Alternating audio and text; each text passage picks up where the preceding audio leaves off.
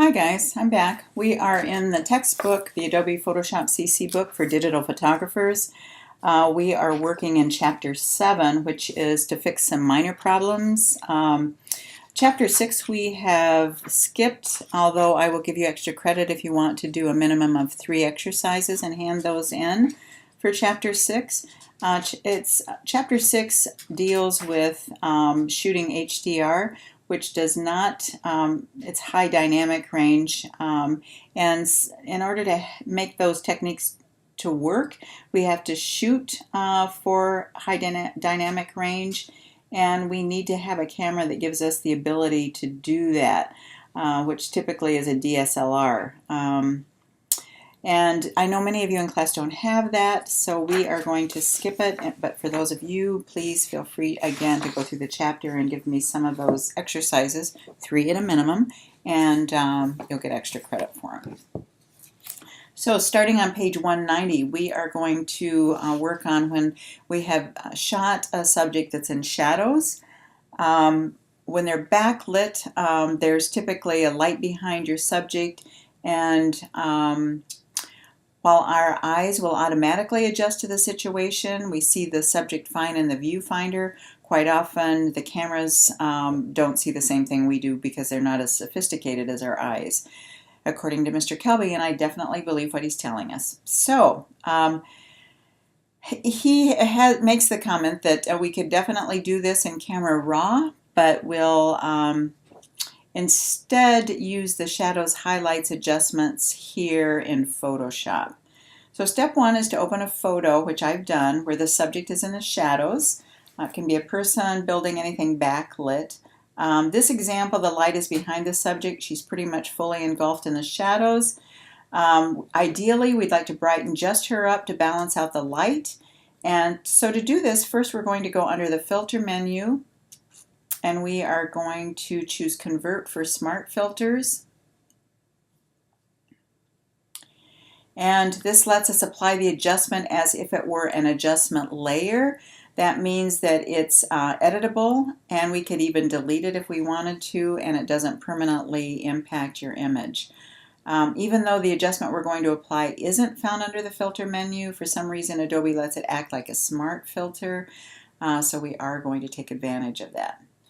And then under Adjustments, we are going to, under Image, and then over to Adjustments, we're going to bring up the Shadows and Highlights. And that brings up a dialog box. So we are going to, and again, it indicates if you're using this adjustment layer, typically it's because you have an issue with the shadow areas, which is why by default it's set to open up the shadow areas by 35%. So you'll see the shadows opened up in this area by 35% already. In our case, our subject is buried in the shadows, so we're going to open them up a little bit more. The problem with opening the shadows 50% or higher is that then they tend to look a little milky. We're going to bump that up to 65%. And you can then see, again, that kind of milky look taking over with your image.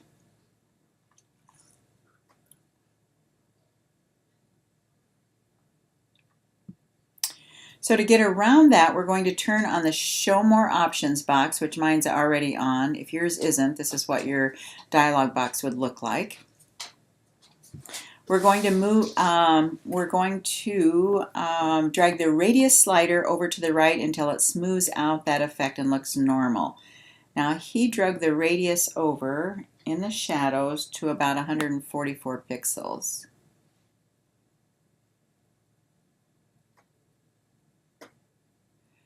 I probably wouldn't do it that far. I think I'm going to leave it at about 25%. You can see the impact that has on my screen. If I leave it at 11, she still looks kind of milky. But then as I move it over at 31%, she's starting, from my eyes on my screen, if I move it over to where Kelby had it at 144, I feel like she's way too dark again, so I'm just going to move that back a bit. He said he typically sets that radius to about 125 to 175 pixels, or 125 to 175. That radius determines how many pixels each adjustment affects. So to affect a wider range of pixels, you'd increase the amount, which is what we did here.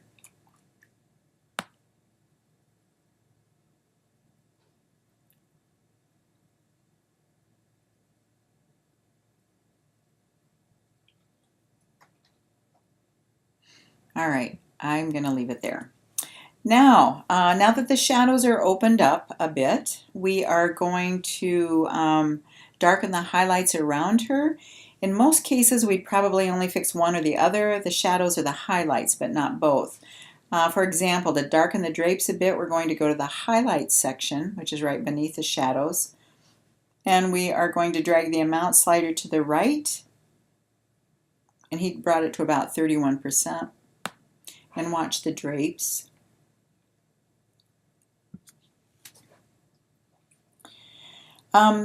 If we start to see some banding, which you will see on my screen right here, you want to back off a bit. And I'm going to see if I can, typically that's with radius that you would need to back off to not see the banding in your drapes.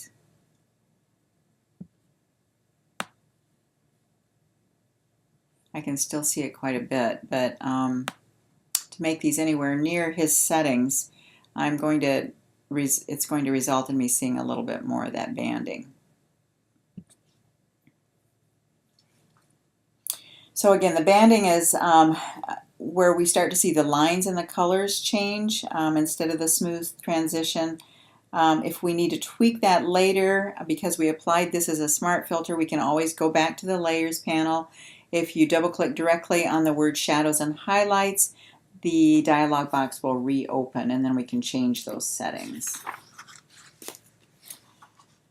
All right, now we can, the other cool thing, and I'm on page 192, he says the other cool thing about using the shadows and highlights as a smart filter is that we get a layer mask with it.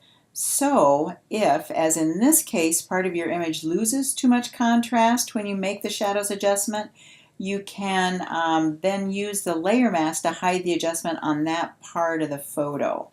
So here we're going to mask out the entire background. I'm going to click OK here.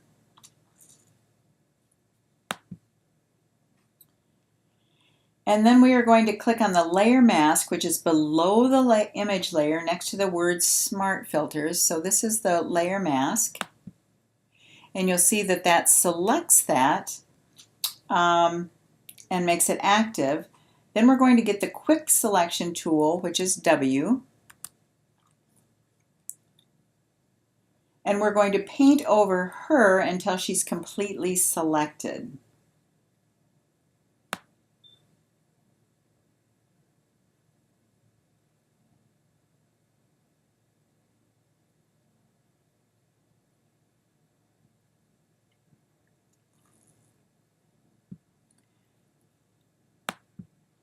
Now, if you get too much, which you'll see that I got some of those drapes underneath her arm as well.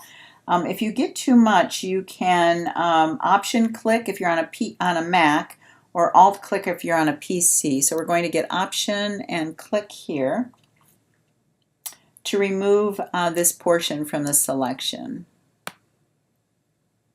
There you go.